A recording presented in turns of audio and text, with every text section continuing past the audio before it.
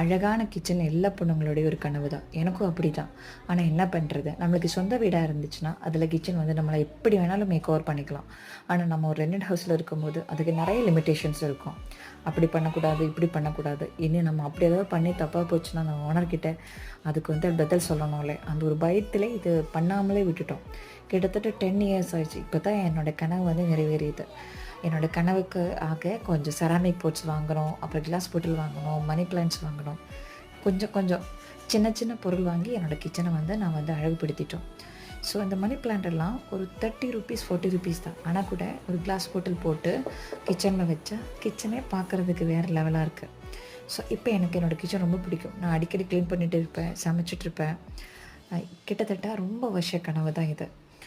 உங்களுக்கு யாருக்காவது இந்த மாதிரி ஒரு ஆசை இருந்துச்சுன்னா கண்டிப்பாக சொல்லுங்கள். கிச்சன் பிடிச்சிருந்தாலும் கண்டிப்பாக சொல்லுங்கள். தேங்க்யூ.